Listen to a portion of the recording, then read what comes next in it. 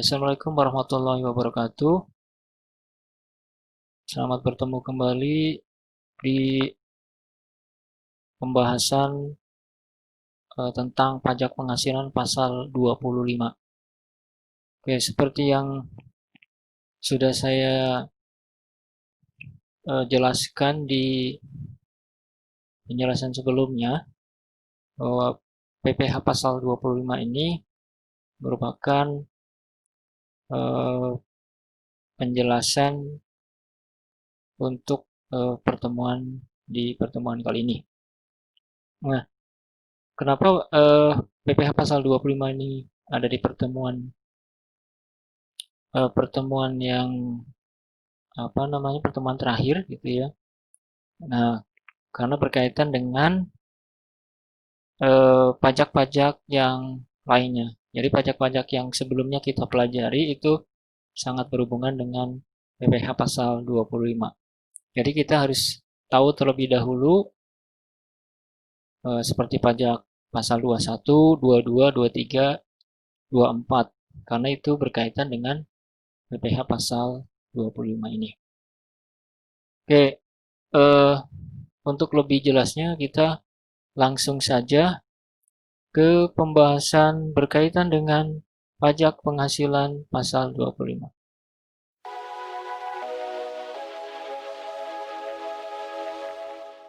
Nah, bagaimana cara menghitung angsuran bulanan? Ini ya. Kemudian setelah itu ada penghitungan angsuran pajak. Kemudian setelah itu ada penghitungan berdasarkan jenis pajaknya atau jenis wajib pajaknya, yaitu ada wajib pajak baru, ada wajib pajak bank dan sewa guna usaha dengan hak opsi atau contohnya adalah leasing. Kemudian ada BUMN dan BUMD, wajib pajak masuk bursa dan wajib pajak lainnya, serta wajib pajak orang pribadi pengusaha tertentu.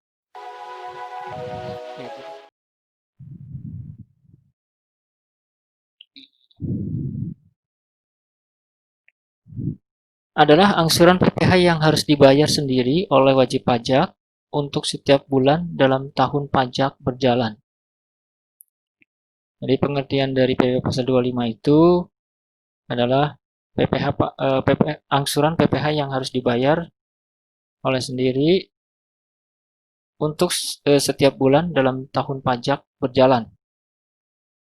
Itu yang disebut dengan PPh pasal 25. Ini berarti setiap bulan ya perusahaan itu membayar angsuran-angsuran tersebut. Jadi pajak terutang yang tahun lalu ya, yang tahun lalu sudah dihitung, itu bisa kita bayarkan yaitu dengan pembayaran angsuran. Nah, kemudian bagaimana cara menghitungnya? Nah, untuk lebih lengkapnya ini di pembahasan PPh pasal 25 ini selain dari pengertian ada juga nanti bagaimana cara menghitung angsuran bulanannya. Nah, kalau menurut teori di sini untuk menghitung angsuran bulanan perhitungannya adalah PPh yang terutang menurut SPT PPh tahun pajak yang lalu dikurangi dengan PPh yang dipotong sebagaimana dimaksud pasal 21. Berarti pasal 21 ya. Kemudian ada pasal 23. Kemudian setelah itu ada PPh yang dipungut sebagaimana dimaksud pasal 22. Jadi 21, 22, 23 dan yang satu lagi adalah PPh pasal 24. Atau dalam hal ini adalah PPh yang dibayar atau terutang di luar negeri yang boleh dikreditkan. Nah, pengurangnya ini disebut dengan kredit pajak. Jadi PPh pasal 21, 22, 23 dan 24 itu di dalam penghitungan angsuran bulanan atau di PPh pasal 25 ini disebut dengan kredit pajak. Nah, setelah dikurangi dengan kredit pajak, maka akan menghasilkan nilai yang disebut dengan selisih atau yang disebut dengan dasar penghitungan pajak atau DPA. Ya, dasar angsuran pajak atau dasar perhitungan angsuran. Nah, kemudian setelah itu baru dibagi 12.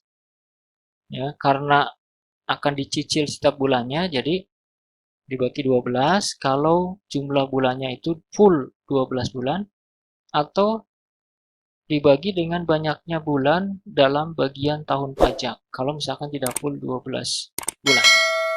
Oke, selanjutnya kita akan melihat di sini contohnya, contoh dari perhitungan dari PPh pasal 25. Di sini ada dua contoh. Yang pertama contoh yang full 12 bulan dan satu lagi adalah yang tidak full 12 bulan. Nah, di sini ada suatu kasus di perusahaan tertentu ya.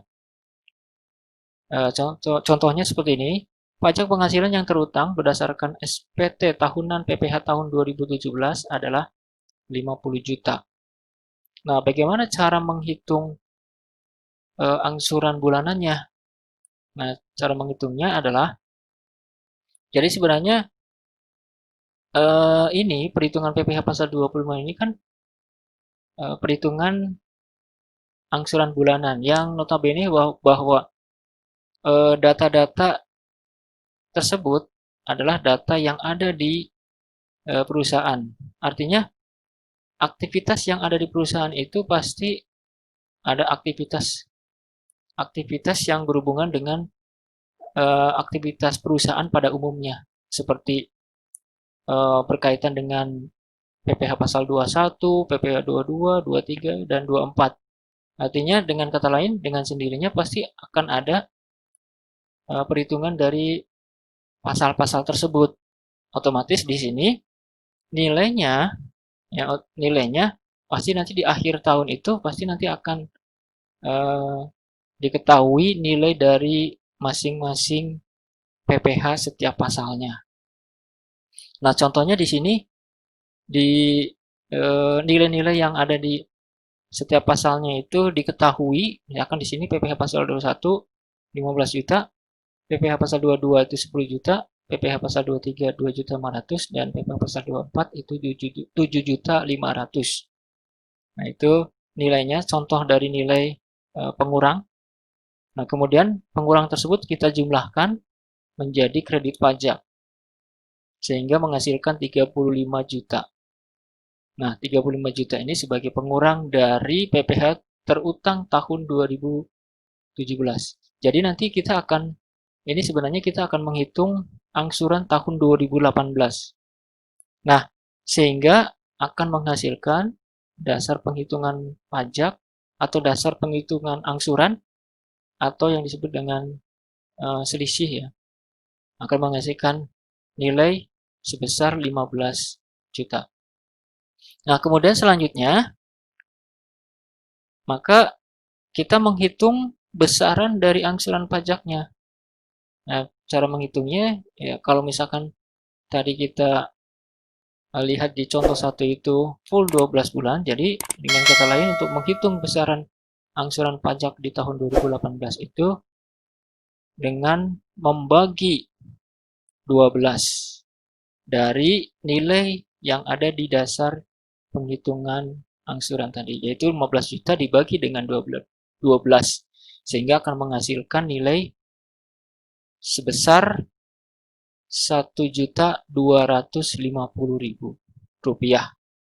Sehingga disimpulkan besaran angsuran pajak yang dibayar sendiri setiap bulan tahun 2018 adalah 1.250.000 rupiah.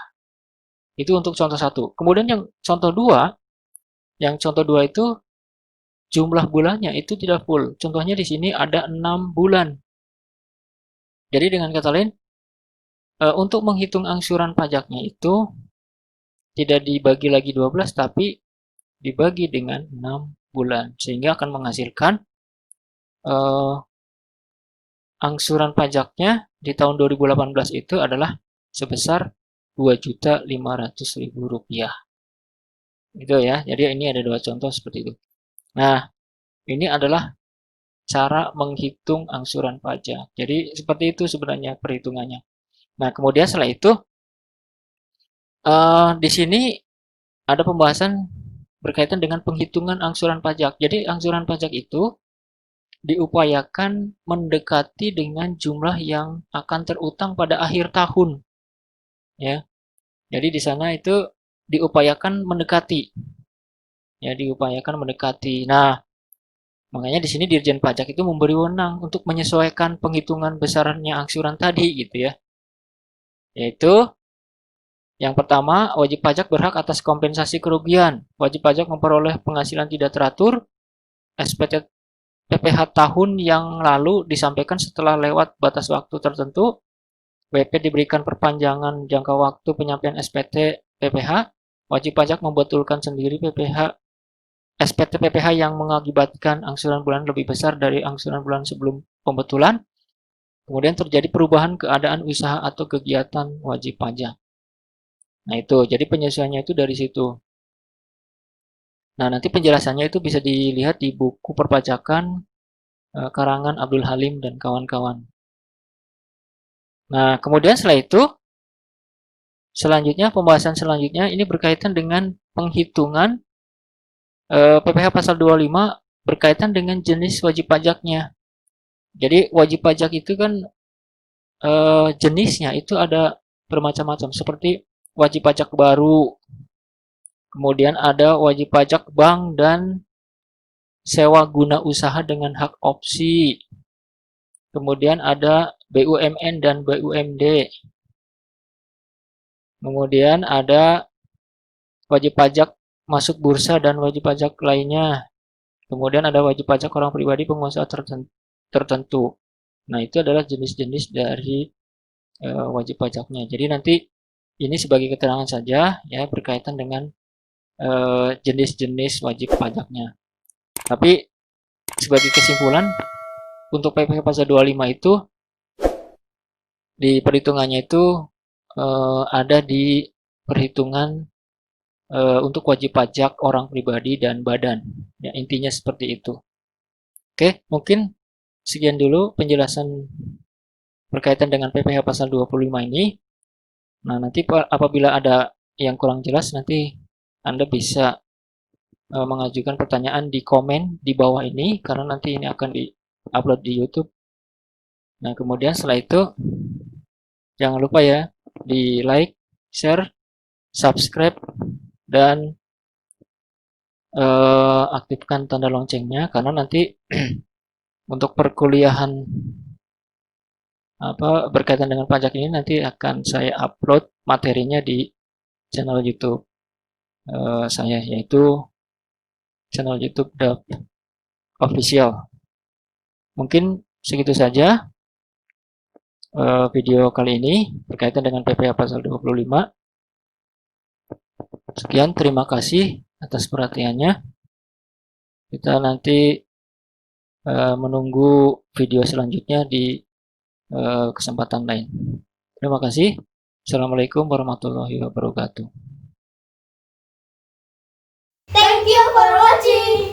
Tunggu video selanjutnya.